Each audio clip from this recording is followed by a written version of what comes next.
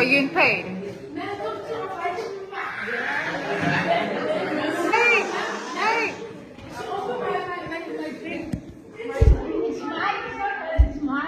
Please give her a drink back. Goodness gracious.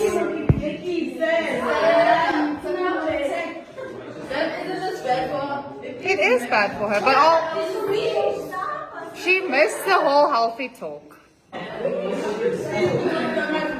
No, water's good for you.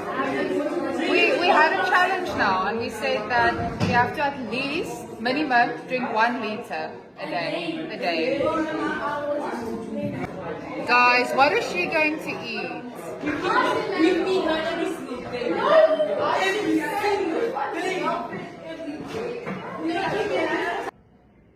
Goeiemôre, ek wil graag 'n stukkie met julle deel wat 'n kollega van my onlangs in die personeelkamer gedeel het, en ek het gedink dit was so profound geweest, en ja, ek wil dit baie graag net deel. So as 'n onderwyser, soos wat julle nou in die vorige skyfie kon gesien het, raak die klasse partykeer net so loud.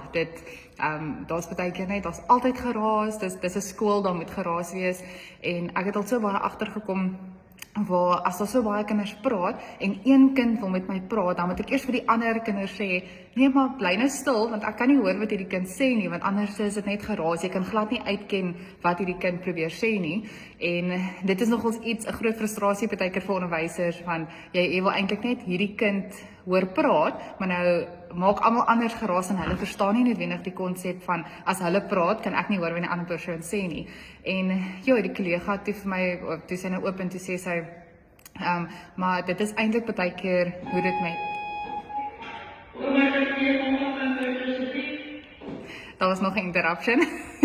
Maar in elk geval, die kollega sê toe vir my, hoe dit partykeer net so is met God, waar jy eintlik partykeer alles rondom jou moet stil maak en fokus op God se stem. En die versie wat sy toe gelees het was die volgende, dit is in 1 Kings verse 19, ek lees hom in Engels, en dit sê, The Lord said, go out and stand on the mountain in the presence of the Lord, for the Lord is about to pass by. Then a great and powerful wind tore the mountains apart and shattered the rocks before the Lord. But the Lord was not in the wind. And after the wind, there was an earthquake, but the Lord was not in the earthquake. After the earthquake came a fire, but the Lord was not in the fire. And after the fire came a gentle whisper. And when Elijah heard it, he pulled his cloak over his face and went out and stood at the mouth of the cave. En wat sy ook toe bygesê het, was, partykeer moet 'n mens stil raak om die whisper te hoor. You have to be quiet to actually hear the whisper. Mens kan nou dink, in so baie geraas, as 'n kind moet fluister, gaan ek nog minder kan hoor wat die kind sê, en partykeer is dit net nodig om alles rondom jou stil te maak en fokus op die stem wat saak maak. So my bemoediging vir julle is eintlik net, as jy voel die wêreld om jou raak besig en dit raak loud en jy sukkel om God se stem uit te ken, raak stil en probeer luister vir daai fluisterstem.